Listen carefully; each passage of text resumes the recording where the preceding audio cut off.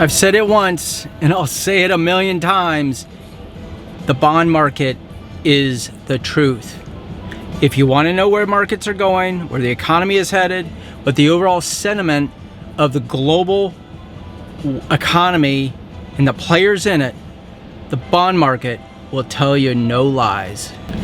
The global bond market is $128 trillion in size. It's bigger than the equity markets by, I believe, almost half. Just a little under half. At $128 trillion, it makes and determines where things go. When you saw back in April, May of 2019, you saw the 10-year Bund, which is the 10-year Treasury for Germany, go negative. It was going negative because there was a problem in the system. The global markets realized there was a problem that was coming down the pipe, and that they were willing to pay the 10-year Treasury or 10-year Bund, which today, if you buy the 10-year Bund, you pay, last I checked, 0.38% or 38 basis points to own it. Why would you do that? Well, you do that because you knew something was up on the level of COVID. And eventually COVID hit and bonds went berserk. Yields went down, values went up. It's a safe play. And now it's July 15th, 2021. And for the second time in under a week, we've seen the 10-year Treasury go below 1.4% to when I was prior to recording this, it went to 1.29 for the second time in less than a week. In a quarter mile, turn left onto Smith Lake Dam Road. The one thing that we keep hearing is the economy is doing well. It's recovering. We're coming out of COVID, the biggest recession, second to the Great Depression we've had, and the economy's doing great. The thing is, when the bond market, in particular the Treasury market, and the yields start to go south, well then what that tells you is maybe everything they're telling us about the economy being great is really not the truth. Instead, the bond market is the truth. Recently, the Federal Reserve did something pretty unprecedented. See, there's the Fed window, and that's where commercial banks, lenders, money markets, they go and they basically swap their pristine capital, like treasuries, high-end corporates, mortgage-backed securities, and they take that money and they exchange, or they take those securities and they exchange it overnight in exchange for US dollars. And they get paid about 15 basis points for that exchange. Well, there's this thing called a reverse repo market, and that is where you exchange your cash for pristine or five-star assets. In this case, T-notes, mortgages, mortgage-backed securities, high-end corporates, that kind of thing. And it doesn't pay anything until mid-June, when the Fed said, you know what? If you're willing to exchange your US dollars for, this five-star capital, these five-star assets, we'll give you 5 basis points for doing so. You come back the next day and you'll have made 5 basis points to do this, and we'll get our money, our capital, our assets back. This hasn't happened. See, the payout's 5 basis points. Prior to mid-June, it was 0. Nobody did that. He didn't do that because what was the point of doing that, right? Well, now you're seeing large commercial banks and commercial lenders and money markets come to the window each night and swap their dollars, US dollars, for this pristine, or five-star assets, these treasuries, these T-notes, this corporate high grade corporate bonds. And you got to ask yourself, why would you do that? The Fed fears that short-term bond rates will go negative, like the 10-year Boon did back in 2019. So maybe the reverse repo window has been offered up as a way to keep those bonds from going negative.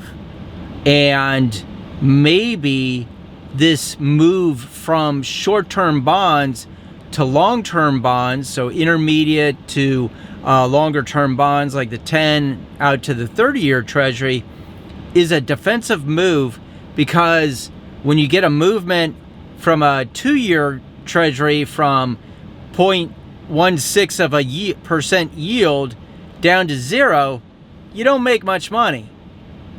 But when you buy a 10-year Treasury at, say, 1.5, or a 30-year Treasury at over 2%, and the yield goes down, you get a bigger movement in the bond and in the value. And so you make more money. And so you're seeing this rotation out of short-term debt to mid to longer-term debt. But I don't think this is because bond pension funds and money market funds are going, we just need to make more money because there is no yield. But rather, I think they're doing it. And I think a lot of big corporations and commercial lenders like big banks and money market funds are going, there's a problem.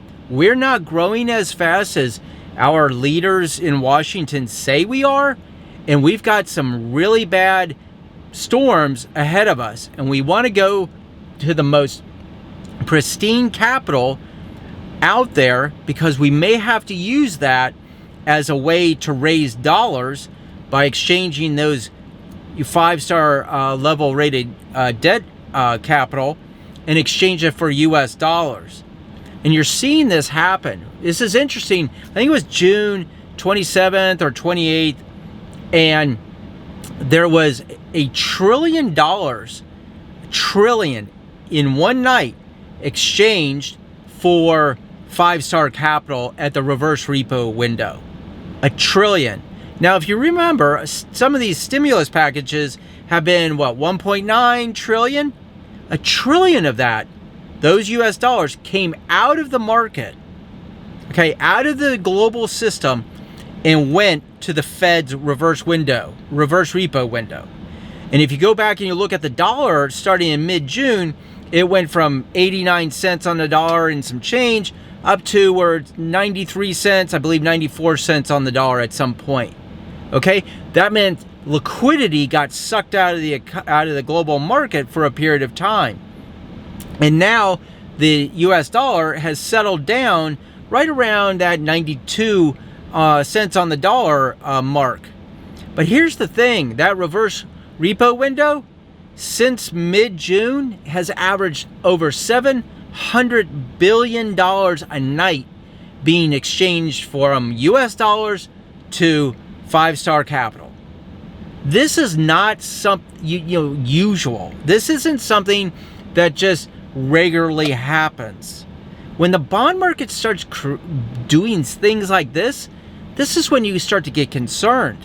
When you go back to, say, October or September of 2019, and you saw that the Fed window, the repo market yield spiked from like mid 2% range to over 10%, and the New York Fed had to step in and buy that market. That was a sign that something was amiss. Something was going on that didn't make much sense. And what I see happening in the short-term bond window, the mid-term bond window, and the long-term bond window, and you see corporate bonds rising, go back to March, look at LQD, which is a corporate bond ETF. It's moved from a negative 4%, I believe, in March of this year, 2021, to now just breaking over positive. Okay, plus it's paying a yield. So if you were watching that bond market, you were buying, high grade corporate bonds along with treasuries, and you're moving further out on the risk window. Think of it as a fishing pole. Your handle of the fishing pole, that's short-term bonds. That's 3 month, real short month, 30-day bonds, all the way out to say 2 years. And then you get to the mid part of the fishing pole, and that is intermediate term bonds. And then you get to the end of the fishing pole, and that's like 30-year treasuries and 30-year, long extended duration bonds. Well, yields pay better at the longer end, but there's more volatility and more risk there. Whereas you're down by the handle, you have less movement, less risk. You think about it, if you cast a fishing pole, there's not a lot of movement by your hand, but at the end of the fishing pole, there's a big amount of movement. So this move now into bonds that we're seeing, high grade bonds, is an example of one, I believe, fear in the economy, in the market on a global scale.